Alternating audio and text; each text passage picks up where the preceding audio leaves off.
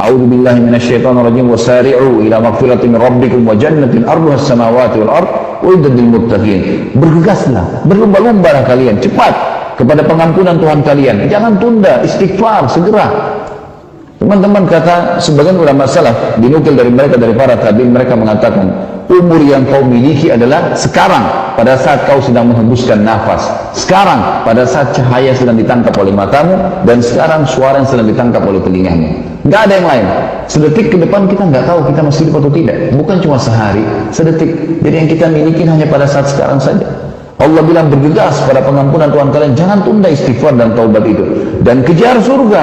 Sekarang amal-amal soleh terus kerjakan. Orang berubah menjadi lebih baik itu adalah satu prestasi yang luasnya seluas langit dan bumi, nggak berimbang.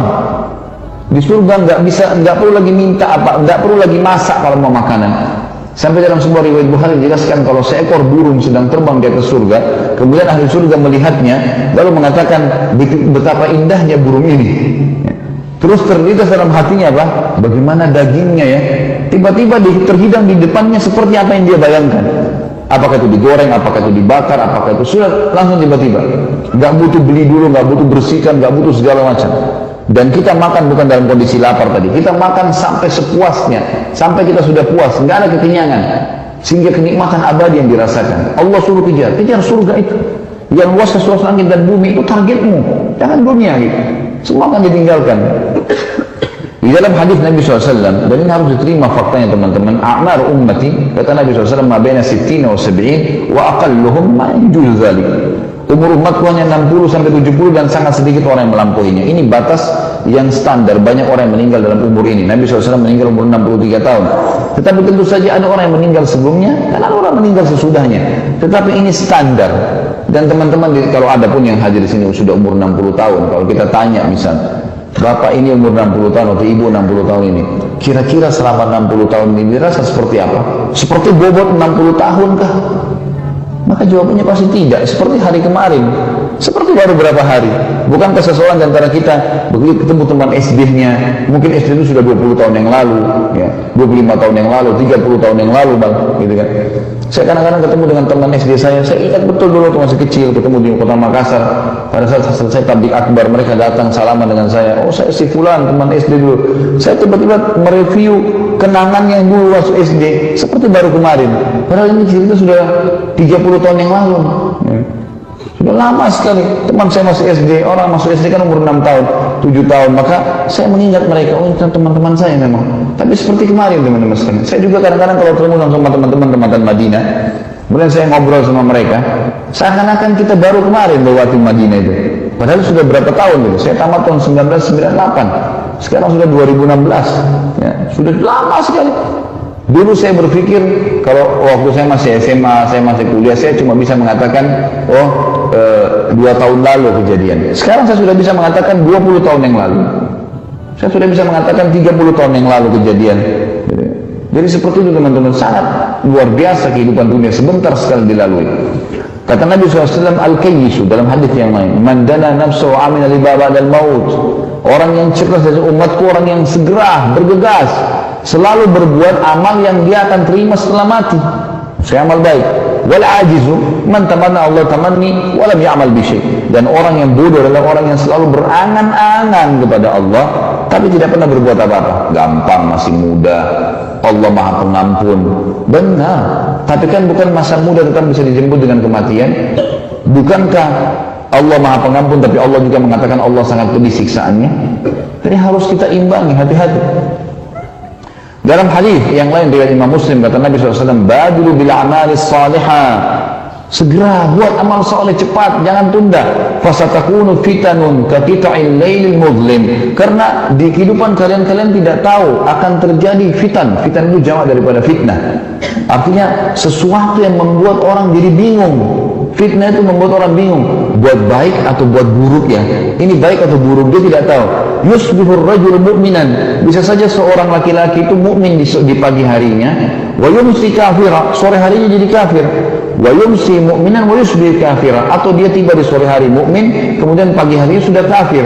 Yabi'u dinahu bi aradin minad dunya. karena dia menjual urusan akhiratnya dengan urusan dunianya. Ini semua teman-teman sekalian peringatan dari Nabi SAW agar segera. Ada hadis yang mulia riwayat Tirmidzi, kata baginda Nabi SAW, badiru bil a'mali sab'an, segera bergegas melaksanakan kebaikan sebelum datang 7 hal. Hal tantaduruna illa faqran mansiya, apakah kalian mau menunggu kefakiran yang membuat lupa? Sekarang teman-teman, alhamdulillah ada makanan hari ini, bisa makan, punya tempat bernaung walaupun cuma kontrakan, gitu kan. Badan sehat itu nikmat yang luar biasa. Kata Nabi SAW, siapa yang datang di pagi hari, badannya sehat, punya tempat naungan, ada makanannya hari itu, maka seperti dia sudah memiliki dunia dan seluruh isinya. Apa kata Nabi SAW? Apakah kalian tunggu kefakiran? Ada orang subhanallah pada saat dia sudah fakir sekali. Beda fakir sama miskin ya. Penggunaan kata-kata fakir di sini digunakan karena biasa di Indonesia kita gabung fakir miskin. Fakir teman-teman orang yang tidak tahu mau makan apa hari itu. Orang miskin punya pendapatan tapi pas-pasan atau kadang-kadang kurang. Makanya penerima zakat itu mesti dipisah. Ada fakir ada miskin. Jadi masuk dalam miskin seorang pegawai yang mungkin kerjanya cuma dapat gaji 500.000, 1 juta rupiah, tapi kebutuhan rumahnya 2 juta. Selalu utang tiap bulan sama teman-temannya. Ini masuk orang yang miskin menerima zakat, mustahik ini. Nabi SAW mengatakan, apakah kalian tunggu kefakiran? Jangan tiba-tiba bangkrut usaha jadi fakir, jadi tidak tahu lagi harus buat apa. Orang kalau fakir berharap dikasih roti bekasnya orang. Apakah kalian tunggu keadaan itu baru kalian mau sadar? Atau kalian tunggu sebaliknya, kekayaan yang membuat sombong? Kalau harta terus bertambah dan diikuti dengan keimanan, akhirnya orang sombong, pakai mobil baru. Mobilnya baru ya? Iya, mobil baru, saya baru beli kemarin, cash. Sombong. Pakai sepatu baru, jalannya sudah berbeda, suaranya berbeda. Pakai baju baru, dibangga-banggakan. Mau dibawa kemana itu semua? Kekayaan yang membuat sombong. Atau kalian menunggu penyakit yang mematikan? Tunggu tiba-tiba ada satu pengusaha Jepang, subhanallah, saya cuplikannya. Malam hari, ini orang terkaya Jepang. Malam hari, dia masih meeting, miliaran dolar proyeknya. Sudah mau ditanda tangan, besok tanda tangan. Hari itu sudah setuju. Malam harinya terkena masalah di salah satu urat saraf di bagian punggungnya, stroke satu badan. Dan pada saat itu connect urat saraf itu dengan otaknya sehingga membuat dia jadi lupa semuanya pagi harinya. Kejadian nyata, ada fakta. Cuma saya lupa namanya orang ini. Ada cuplikan banyak disebarkan oleh para ilmuwan muslim sekarang. Ini lihat nih bagaimana kalau Allah mau mencoba seseorang begini. Kemudian kita lihat juga dikatakan di sini, dan atau kematian yang datang tiba-tiba memutuskan, atau kematian atau dajjal yang datang sementara dajjal sesuatu yang buruk kalau ditunggu, dan juga atau kalian tunggu hari kiamat sementara hari kiamat jauh lebih sulit. Dalam riwayat Bukhari, baginda Nabi SAW pernah menggaris sebuah kotak, lalu beliau mengatakan, kotak yang besar di depan masjid, inilah kotak kehidupan manusia.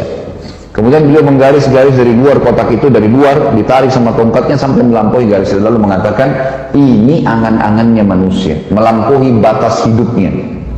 Lalu kemudian beliau menarik garis kuat dari kanan sampai membuat tanah-tanah terbongkar dan sahabat kaget, sengaja memotong garis tengah itu lalu mengatakan, ini kematian yang akan memutus semua angan-angannya.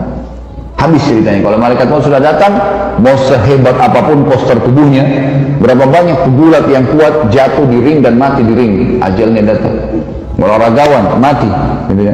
Beberapa cuplikan di YouTube kan sudah ada orang mati di lapangan bola, orang mati di mana, orang tadinya orang terkenal punya sekian.